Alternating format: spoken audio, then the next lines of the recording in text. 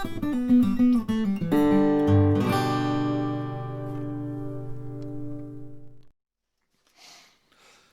welcome back to the workshop. For today's project, I'm going to finish setting up this old Delta power planer with a set of brand new blades and a special blade setting jig called the Mini Planer Pal.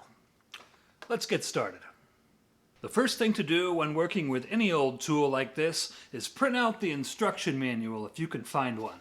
Even for old tools that aren't made anymore, a lot of times the instruction manuals are available online for free. Also be sure to make sure that your power tools are unplugged before you start disassembling them. If this thing were to power up when my hand was in here, I could be having a very, very bad day. I'm taking off both of the side covers and the chip chute at the back of the planer. You don't actually need to remove the side covers to replace the blades, but I'd like to get a good look inside this thing while I've got it down for maintenance. Okay, here's kind of a look at how this works. The main cutting head is down here, and it's driven by a rubber belt that runs off the main drive motor up here. On the other side of the tool, we can see the two feed rollers are chain driven here and here. These have a gear-reduced chain drive which comes out of the gearbox on the other side of the motor. At the back of the planer, now that the chip chute has been removed, we can see the cutting head where the blades are. The blades are held in place with a series of 5 screws that take a 5/16 wrench to remove. Turn the screws clockwise to loosen the blades.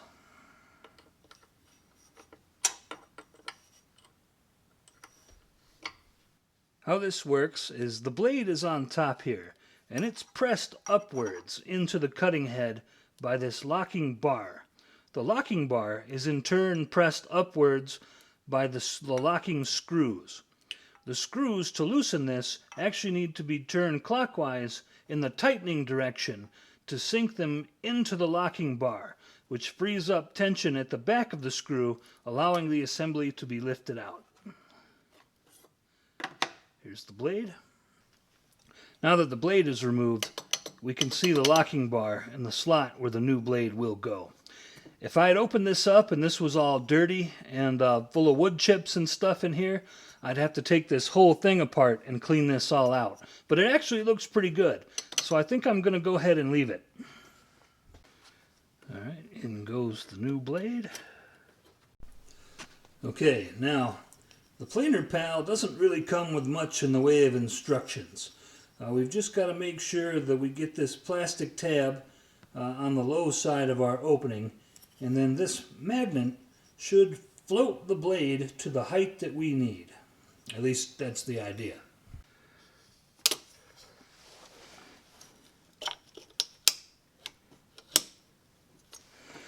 Okay, the magnet in this is really strong.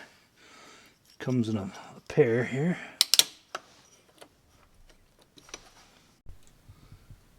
Okay, it's kind of hard to see here, but we might have one problem. The blade doesn't actually come up under the magnet for the Planer Pal like the picture says it should. Now, I looked this up online, and guys say that this is a common problem using this tool with this planer, and if you just go with it the way it is, it should come out just fine.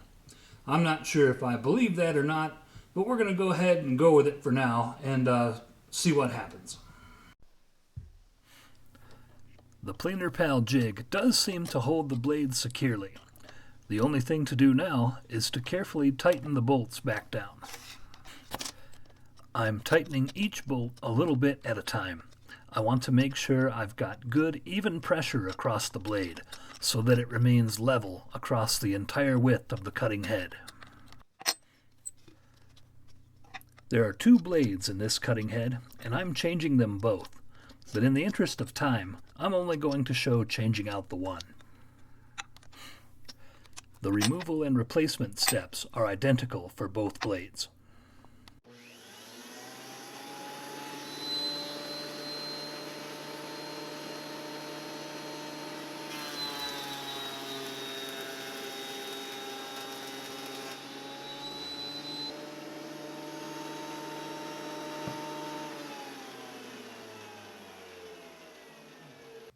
that's a little better.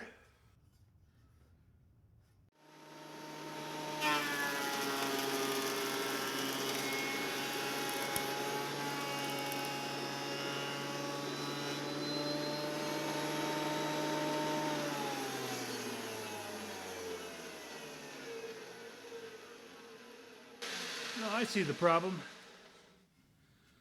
This is just a piece of crap board. But anyway, yeah, that's a lot better than it was. I'd say that's a success.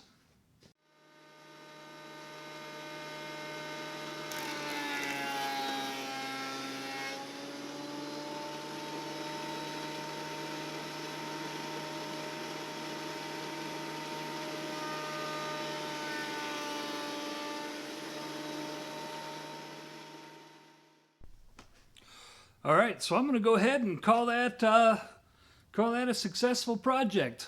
Mini planer pail blade setting jig for the win. I don't know how difficult this would have been to try and set this with the actual Delta planer blade setting jig, but these were really easy. And if you've got a planer like this, I recommend them. So I hope you found that interesting, and I'll be right back here in the workshop with another project just as soon as I can. See you then.